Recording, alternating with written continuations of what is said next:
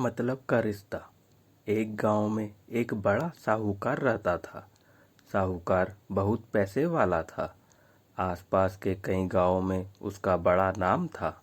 लेकिन इस साहूकार को अपने पैसों का, अपने रुतबे का और अपने नाम का बड़ा ही घमंड था। वह अपने नाम को बनाए रखने के लिए बहुत ज़्यादा सोचता था और बिना किसी के भावनाओं की कद्र किए वो सब करता था जो उसे लगता था कि करना चाहिए। साहूकार को कई सालों बाद एक संतान प्राप्ति हुई थी। साहूकार ने अपने इस खुशी को मनाने के लिए अपने घर पर एक बहुत बड़ा कार्यक्रम रखा, जिसमें उसने आसपास के गांव के सभी श्रीमंत लोगों को और सिर्फ ऐसे रिश्तेदारों को जो पैसे वाले थे बुलाया था। पास के ही गांव में साहूकार की खुद की सगी बहन भी रहती थी। क्योंकि इन दिनों उसकी आर्थिक परिस्थिति कुछ अच्छी नहीं थी, इसलिए उसने अपनी बहन तक को इस कार्यक्रम के लिए नहीं बुलाया। साहूकार ने जिस कार्यक्रम का आयोजन किया था वह इतना भव्य था और इसके अलावा उसमें इतने प्रसिद्ध और श्रीमंत लोग आने वाले थे कि इस कार्यक्रम की चर्चाएं हर गांव में होने लगी। यह खबर उस साहूकार की बहन तक भी पहुंच गई। बहन को यह जानकर बहुत ज़्यादा खुशी हुई कि इतने सालों बाद उसके भाई को आखिरकार संतान सुख प्राप्त हो ही गया। बहन ने सोचा कि भाई गलती से उसे इस बारे में बताना भूल गया होगा और अपनों को भला कोई न्योता देता है।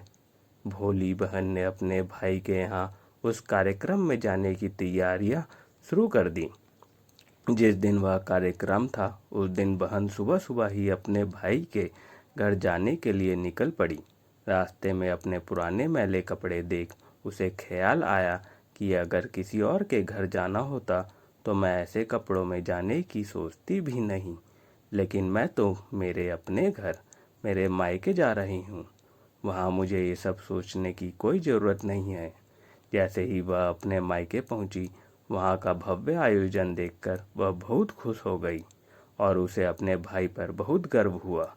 वहाँ पर वह जल्दी से जल्दी अपने भाई को मिलकर उसकी खुशी में शामिल होना चाहती थी। वह तुरंत सीढ़ियाँ चढ़कर घर के अंदर प्रवेश कर गई। उसने देखा कि उसका भाई मेहमान के तौर पर आए सभी नामी लोगों का स्वागत करने में व्यस्त है। बहन जैसे ही अपने भाई की तरफ उससे मिलने के लिए बढ़ी, उसके भाई की नज़रें उस पर पड़ गई और अपनी बहन को ऐसे मैले पुराने कपड़ों में देखकर भाई ने उससे मिलना तो दूर बल्कि तुरंत बहाना बनाकर वहाँ से निकल गया।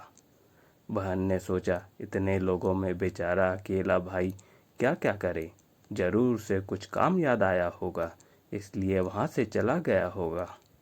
बहन बाद में अपनी भाभी से मिलने गई।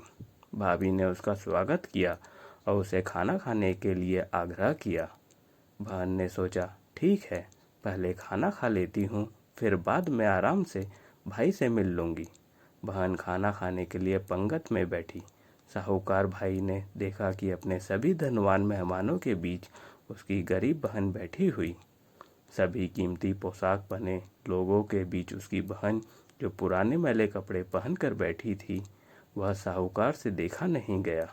उसने अपनी बहन को अपने पास बुलवाया, भला बुरा सुनाया और वहाँ से जाने के लिए बोला।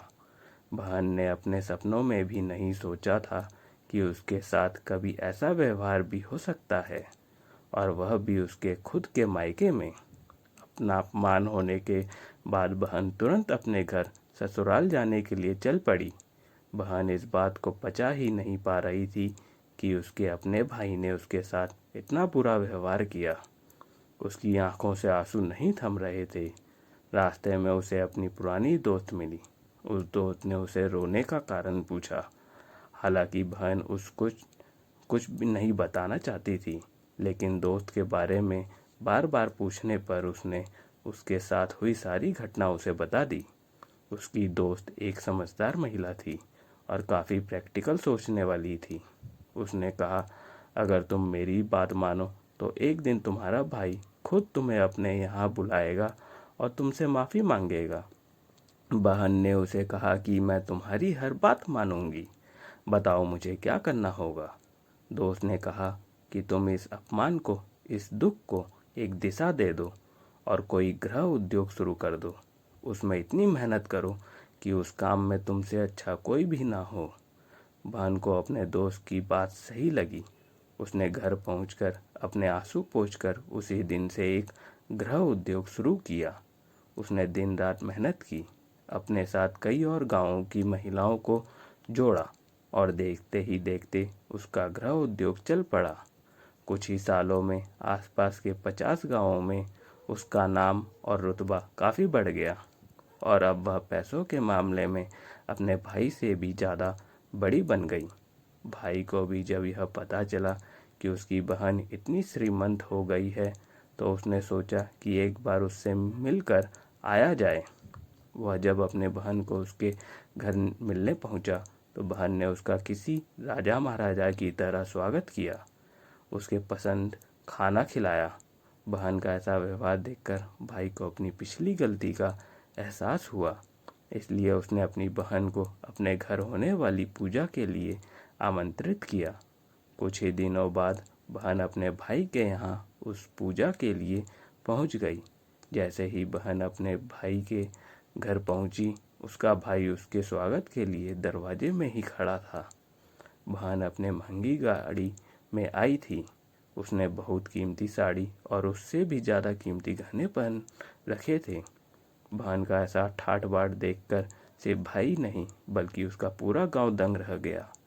भाई दौड़ कर आया और बहन की गाड़ी का दरवाज़ा खोलकर उसे बाहर आने के लिए कहा और बड़े प्यार से उसे पूजा का प्रसाद ग्रहण करने के लिए बुलाया।